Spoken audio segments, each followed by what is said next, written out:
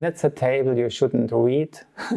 It wouldn't take far too long. It's on the website anyway. And there you just find different orders how Rudolf Steiner attributed the senses to the signs of the zodiac. And the left one, the yellow one, is the last one he designed, and it also makes a lot of sense. You could also work with others from other aspects, but this one it works so well, and that allows us to enter with our wholehearted being, and this makes a communication possible. And there you see in the yellow column at the left side that there are 4 upper senses: sense of the eye, why did I not correct it? Sense of thought, sense of speech, and sense of hearing. And they are attributed to the 4 upper zodiac signs: Aries, Taurus, Gemini, and Cancer. Then there are middle senses: sense of warmth, sense of sight, sense of taste, sense of smell, which have aspects of a mixture of upper and lower aspects. And then you have the lower senses: Sagittarius, Capricorn, Aquarius, and Pisces. Have a connection or can be connected with the sense of balance, sense of movement, sense of life, and sense of touch. And them 4 form, in a way, our house. A house which enables us to live in our body, to enjoy our body, to perceive ourselves in our body. And here you find them again at the bottom, left bottom: balance, movement, life, and touch, the 4 senses. And in lesson 2 or week 2, 3, 4, 5, we were busy with those 4 senses. Week 2, balance; movement, week 3, life; week 4, touch; week 5, and today we try to bring it to touch them all together. And what is interesting is that they mirror the upper senses, that when you are, or the forces of balance come about in your body and you feel your body is becoming light and carries itself, an inner space comes into being which is very similar to how you open up inwardly when you activate your sense of hearing.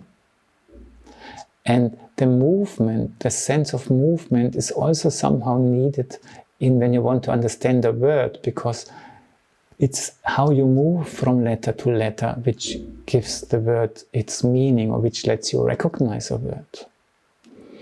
And the sense of life and the sense of thought is so much connected, because thinking has to do with life forces, with the wisdom living in it.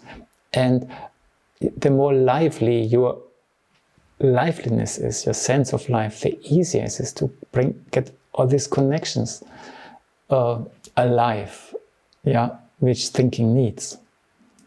And I think the deepest experience is that the sense of touch has so much to do with the sense of I.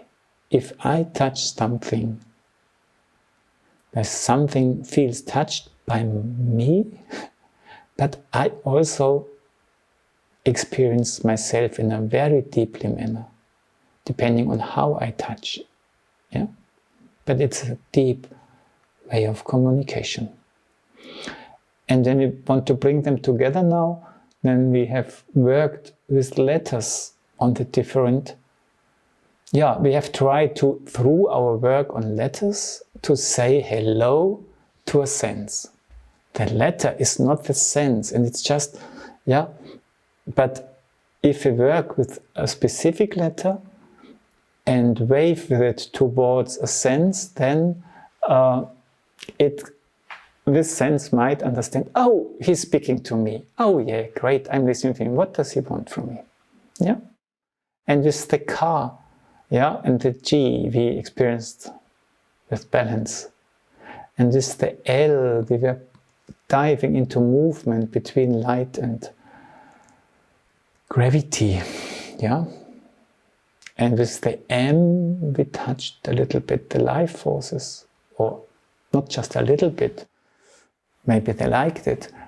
And with the N, we experienced that every centimeter of our skin starts feeling something, yeah? Yeah? We feel touched when we do the N, and we discovered that the mirror consonants, yeah, which are in the zodiac signs the opposite, the consonants of the opposite signs, that they complement the consonants nicely. And that when we do not only work with one letter, but with two, the senses can unfold or can just, they feel freer. And they can maybe like it even more, because if you just use the main consonant, then we say, yes, you are like this, I get you. But when we work with the mirror consonant and we ask ourselves, how do they play into each other, we create a room, yeah, which can then be filled or can resonate with the secrets which live within a sense.